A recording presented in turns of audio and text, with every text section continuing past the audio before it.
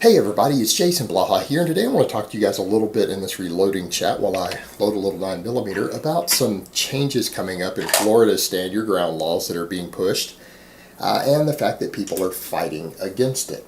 There are people fighting against it, and it seems to be particularly black rights groups seem to be fighting against it, which is really absurd, and it really is when you think about it. What's going on there, for people who don't know the difference between stand your ground, castle doctrines, things like that, these are different things. A lot of people get the two confused. And the way this works, stand your ground laws, states that have stand your ground laws mean that if you're in any situation in which you can use force, up to deadly force, to defend yourself, that you do not have to retreat in any ways, meaning you don't have to try to fall back, you don't have to look for a way to run away, you can go ahead and just directly engage your attacker. So that's what stand your ground means. Furthermore, castle laws apply to your home or your residence or a property that you own. You are the king of your castle, and therefore anyone breaking in, you have a different set of laws than you do out on the street. Meaning, like where I live in Texas, someone who is attempting to gain entry into your home with force, even if it's an unlocked door and they don't have permission to come in, they have entered your home. Unless they are retreating, you may use deadly force immediately. Meaning you don't have to prove that they were trying to physically harm you. The mere fact that they have entered the building of your residence without permission, and there doesn't seem to be any reason to believe they had permission, you may go ahead and engage them. But they need to have actually breached the entry for this to apply. You can't just shoot through the door because they're beating on it. You can't do things like that. But the same thing applies to your motor vehicle in Texas as well. All castle laws in Texas also apply to a motor vehicle you own. So someone attempting to break into your car, the same thing. And you don't necessarily have to be in the car for that to happen, and that's the interesting point with that. But your motor vehicle is considered to be an extension of your home in Texas, so we have a slightly different set of castle laws there. Now, that being said, they're upset because there's something being proposed, and the thing is that the NRA and other people and other groups are talking about, once this passes in Florida, trying to take this nationwide. They want this to apply everywhere, and that is that if someone claims something is self-defense, that they're using a stand your ground law, that they get a pre-trial before it can go to trial, meaning before that looks at it to see if it appears to be self-defense, and if it appears to be looking it over meets the criteria for self-defense, they don't go to trial with it. Because again, it gives you immunity to prosecution. If that pre-trial looks at it and it appears to be a case of self-defense, it doesn't have to be proven beyond a shadow of a doubt here, but if it appears to be a case of self-defense, and it looked like you utilize the stand your ground laws and stuff as they exist, it doesn't even go to trial. Now the concern is, people bring up the Trayvon Martin thing and everything else, and they're like, oh, that was terrible, but it wasn't. Zimmerman is obviously an idiot, but he technically had a legal right to self-defense. When you look at the scenario, he had a right to use deadly force to defend himself. And that's the difference. Just because you provoke someone or someone feels provoked doesn't give them the right to attempt to murder you. And therefore you may defend yourself from that. And the thing is that they brought up, and these groups bring up, and it's really the frustrating part, is that they're pointing out, well, you know, black people who shoot white people, it seems like, are 10 times less likely to successfully use a stand your ground defense when it's the other way around, a white person shooting a black person. And they act as if that statistic itself is somehow racist. But it's not racist. The situation that we have isn't balanced.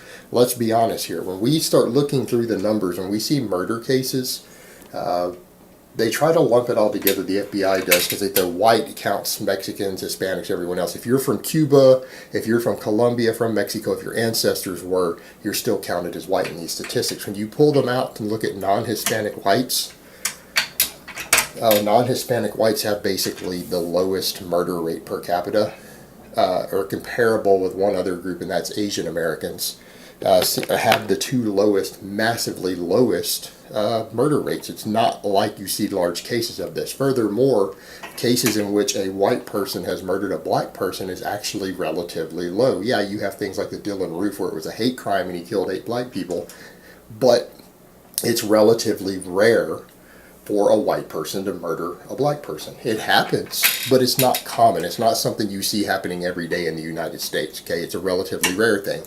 More black people kill white people than the other way around. Furthermore, the biggest group is black on black violence. There's your biggest, when we look at ethnicities involved, that's your biggest murder rate right there by an enormous margin, is black males shooting other black males. So, you know, we're not dealing with an equal statistic. Furthermore, the crime rate isn't the same among these groups. So yeah, it is fairly common that usually there's a pretty good chance, just statistically speaking, that if a white person shoots a black person in this country, when you look at the crime statistics, there's a high probability it was self-defense. So that's why the stand your ground is more successfully used, because it is more likely to be the case. I'm not saying the other way doesn't happen, and I'm not saying a black person doesn't have the right to shoot a white person in self-defense. They certainly do. They're American citizens. They're human beings. They have that right. But when you look at the statistics, there's a reason the statistics are the way they are. The crime rate, murder rate, violence rate is not proportionate across ethnicities in this country. It's not even close to proportionate. It is absurdly disproportionate.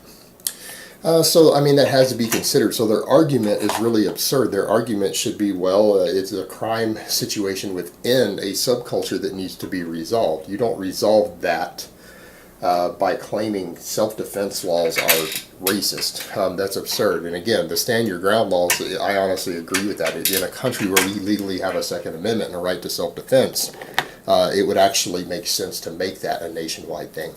And you know, the thing is, I make videos like this, and I always get people who say, oh, Jason, you're just looking for an excuse to shoot someone. The reality is, given my life situation, all the police reports I've filed, the cases I have open with the FBI, all this other stuff due to my own stalking from the internet, I actually do have a pretty high degree of the ability to shoot people. I have actually shown restraint, and the police have actually personally talked to me about that in several situations. They thanked me for showing restraint. So people need to understand that difference. It's like people try to make me out when I talk about these topics to be some crazed gun nut. I have pulled guns on large numbers of people already who were trespassing on private property, trespassing on residences. All right. There was one of them, I was definitely borderline close enough to where, had I shot him under the circumstances and said the right words, I wouldn't have gone to trial for it. I probably could have gotten away with it, but, you know, again, it would have required possibly some fabrication on my part in front of a grand jury to blow things up bigger than they were, but it would have worked. I chose not to because it wasn't necessary. It wasn't necessary for me to do so, and hopefully that individual learned his lesson when he had an AR pointed right in his face. And I basically told him that he was lucky, that he needed to get out of there, and he left. But it was definitely someone, that particular individual, I now know for a fact, is involved with this whole online thing going against me. He actually came to me based upon his conversations with other people on the internet, his conversations on forums. He is a member of one of the forums.